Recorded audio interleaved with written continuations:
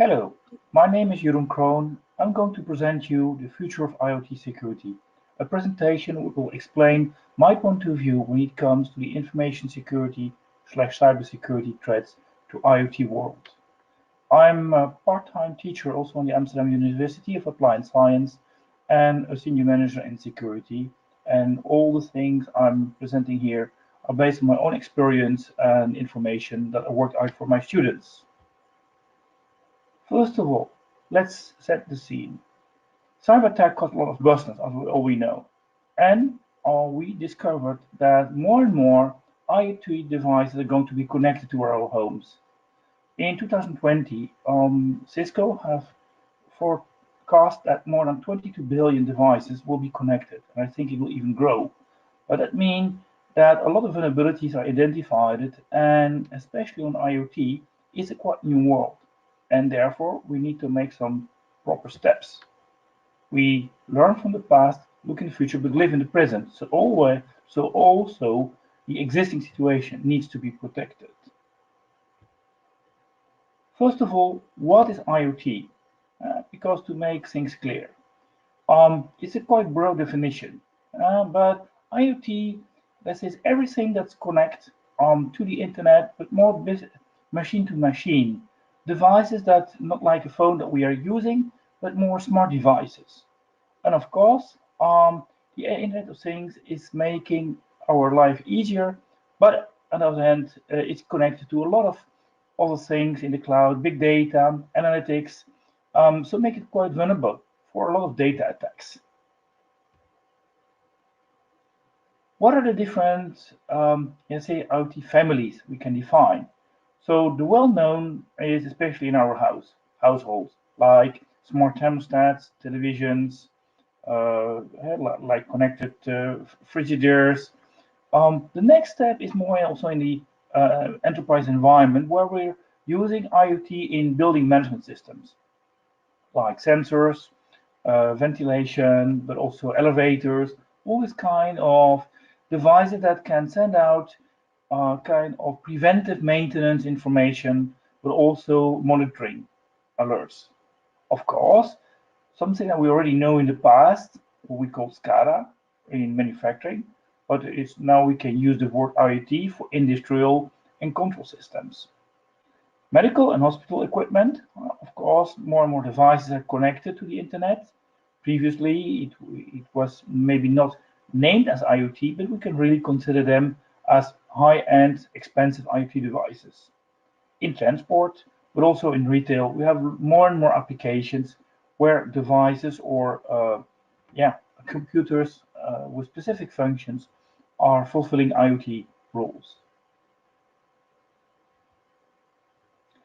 So in general, how are IoT devices communicating? Because this is giving a lot of impact on the security picture. Most of the IoT devices are connected wireless, and different protocols or technologies are used, like the Wi-Fi, but also local wireless network using Zigbee, Bluetooth, Z-Wave, and other new protocols, which are not traditional in their foundation properly secured.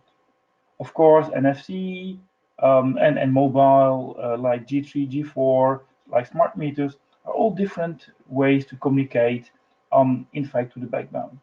And still, we have, of course, wired devices using the normal Ethernet cabling systems.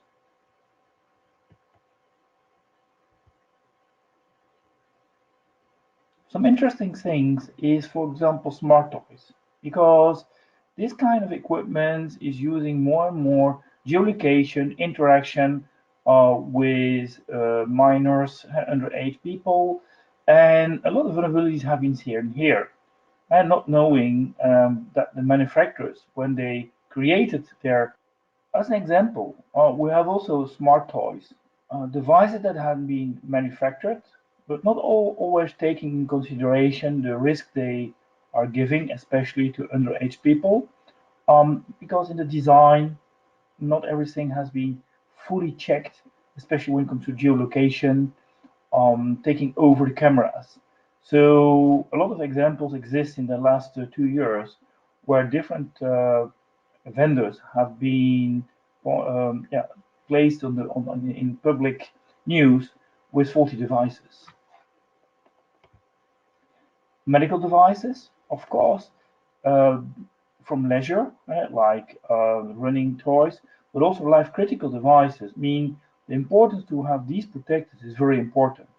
And normally, when this equipment have been designed, not always the secure by design principles have been followed in their initial build versions. If we look at the growth, these are some forecast figures, especially when we take the first slide from Cisco. But we can expect in about 10 years or later, we will reach more than 100 billion devices in the internet. This is something nobody has forecasted, but also all the existing technology that we have to manage networks are not suitable for this large scale kind of networks. Of course, we could consider not using IoT, but there's also very good benefits. So improved outcomes, access to real-time information, customer service, healthcare benefits, but also the enhanced experience as consumers. So therefore, IoT makes our life better. So it's not like, oh, it's insecure, so we're not going to use it. But I think, yeah, IoT is going to be part of our daily life. So it's better to embrace it and make sure that we make things secure instead of denying it. So the promises of the Internet of Things are great. When we're talking about smart city, smart government, a lot of things that we can use connected from the only moment we ensure it's secure. Because we will see it from cars, energy, smart homes. And there's some the good benefits of that. If we go to some present facts, if we look at, for example, our new home, including my own home, we have different devices that we can manage, like the light control, but we have, of course, our TV connected to gateway, our Wi-Fi, and we are looking more and more to energy management, also some safety protections, motion. In my case, when I am approaching 2 kilometers or 2 miles from my home, automatically the heating is going a little bit on to make it comfort when I'm arriving home. All this is possible. The same when I'm leaving home, I'm checking if everybody left home. In that case, lights goes off, which spares me money, but also create a better climate for everybody worldwide. So yeah, but in this case, we will have a lot of devices connected using different protocols because not all the technologies are fully operational and interoperability between themselves. So what are the threats coming up? A lot. So we see car scamming, the smart toys, TVs, uh, because so many different systems mean so many different software layers writing codes, and which create a lot of vulnerabilities and opportunities for hackers to get in. So how to solve that? Now, in order to understand, let's split a little bit piece by piece. What's the IoT? IoT has a lot of, yeah, I will say facing things, but the attack targets exist on the different industries. So first of all, every, I'll say, major provider or vendor have been hit in this part. So depending on which domain, which area, transportation, finance, attacks exist. So that's something we need to accept. And from that moment, we know the risk and we know how to protect it. We can make the following steps. The IT device landscape is very fragmented. There are a lot of vendors providing sub-solutions and based on specific operating systems. This is one of the biggest challenges we have in the information security industry because there's a general lack of industry standards. And like ISO, there is not a generic global approach yet for IoT security. And that's what we are all facing today. Also, the IoT creates a much bigger attack surface. because we're connecting so much more devices to our networks, including our corporate networks. Yeah, it's opening the door for vulnerabilities and attacks. And let's see in the next slide how people can succeed to get in IoT devices. So where are the vulnerabilities? It's based on the different functions that we are doing using the IoT. So to explain, there are 9, say, main IoT functions. Upgrading, pairing, the binding, the authentication and control, the remote authentication and control, and the link to the big data and notification. All these different functions have their, I will say, gaps and challenges. And let's go in detail because this is where the improvement need to be done to have a full secured IoT future. Upgrading. IoT upgrading is a specific element of IoT security because IoT devices are using specialized firmware and a lot of different software stacks, uh, from 20, 30 to hundreds of that. Some are part of open source, some are not. It needs a lot of testing. So the security challenge we have is that not all components or all vendors are able to provide all the security, I would say, checks, certifications for the different libraries or software components they are shipping to the vendor to create the IT device. Also, some vendors start to be obsolete, so that when you're building your device with software and hardware, after 2 or 3 years, some components are not available anymore and need to be replaced. This creates, especially what we have seen in the past using SCADA, some dangerous vulnerabilities that we know on legacy systems. So that's very important to take in account that upgrading and maintaining the software stacks on IT devices is a very basic function to fulfill correctly. Because what are the specific challenges? First of all, the IoTs are in general limited memory and function because they're embedded devices, and most of the devices are designed for consumer market. Mean price is an important reason when they are building architecture. So this taking in account, it is always a challenge between price and functionality.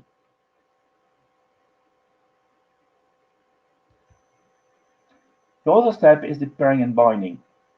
In order to have the device connected, using these sometimes less secure protocols like Wi-Fi, Zigbee, NFC, it creates challenges but also vulnerabilities because we need to store somewhere some Wi-Fi passwords or local information.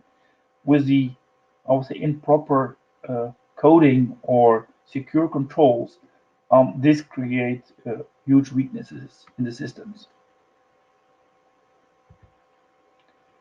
The next is also the local authentication and control. In order to control the IoT devices using, for example, the tablet or your mobile phone, depending the credentials and the policies the vendor is implementing, in order to get simple access, if the password length is just 2 characters or 4, that means yeah, low credentials implementations, and this is again not very secure. The other element is also the remote notification and control. Of course, we want to access um, from our mobile phone, for example, or our computer outside when we are on work, devices at home. This goes to the network and mean that access needs to be opened on our home network using address transformation, but also changing some settings. This is quite complex for most users. And with the improper settings or defaults that are often used by your own internet hosting provider or telecom communication provider, this creates huge gaps. The next tab is also the data security that helps now to make the communication secure. But this is really depending on the vendor, how they implement the different transport and layer encryptions. And that creates, again, also complexity of the PKI management. You need to store private keys, you need to change and update. How is this managed properly using the vendor or some cloud solutions? Again, this is here still a large challenge for IoT solutions in general. The big data, of course, our IoT devices are giving information, valuable information that vendors can use to improve their service, but also in a couple of cases resell this information. How are the different things completely closed or in line with the new GDPR rules or other data privacy regulations? Especially when we are buying toys from China. Big questions. And this is also an area where IoT is very immature at this stage.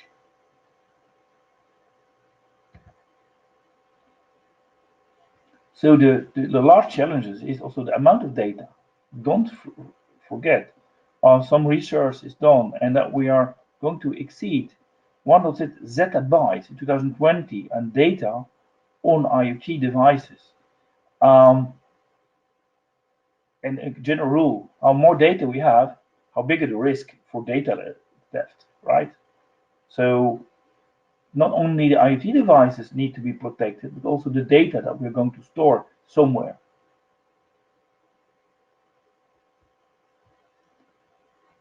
And as last, the sensing notification. Well, all IoT devices are giving events, alerts.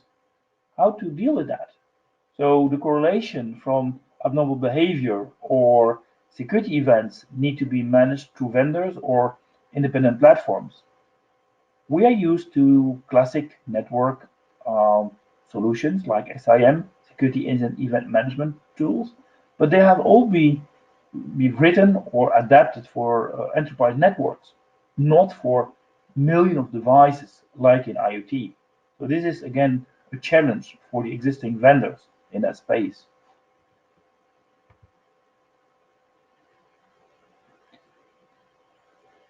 Privacy and the Internet of Things. As we know, IoT devices are very often used for home consumer purposes.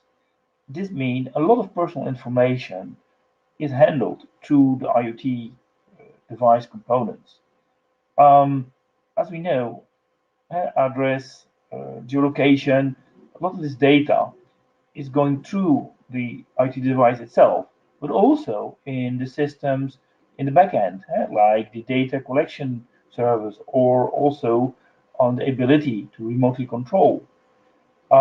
It's not always very clear how the vendor or the service provider is properly managing on this data and has the correct policies in place to help you to understand which of my data is properly handled or not, especially when we take it in account with the new regulations like GDPR, that all this data need to be agreed before you're using the device by consent. And also in case of data leakage or data theft, how the vendor is acting on that. So think about a cheaper IoT device that maybe you are buying from China. Um, how is that handled? Good question. To end the presentation is what we can do at this stage to protect in the future of our IoT. First of all, policies. We need to be much more defining the guidelines and the policies. So the privacy by design, doing threat assessment, threat modeling when we are building new IoT devices, so that really the vendor from the beginning is taking security and privacy by default. The next step is about organization and the end of life support, the vulnerability, all the third party relationship. Don't forget, most IoT devices are working with other IoT devices. So how is that handled when some product is faulty against the others. And technical, based on the different parts we have seen previously, on the trust and integrity, but also the data protection, the update, all the different components, cryptography that we need to ensure proper, secure communication and encryption of data on the device itself, the logging. So all these things need to be more defined and as best practice. So not discovering that some IoT devices are not secure. So therefore, based on my experience, I will suggest the following IoT recommendations. First of all is harmonize the security initiatives by government or using organizations like EC Council also. Awareness of the needs. Again, awareness, education is very important. The software and hardware development lifecycle, secure by design. When designing and building and creating software or hardware, the security should be from the beginning. Interoperability, that's another challenge. Open standards, but well-defined standards should be the next steps. Economic and incentive. We have already some things going on, like GDPR, where we can get fined for data leakage, but it should be more common for all IoT security. And I think the liability for the IoT stakeholders, so that people are very responsible for the solution they put on the market. Thanks for listening. Hereby ends my presentation.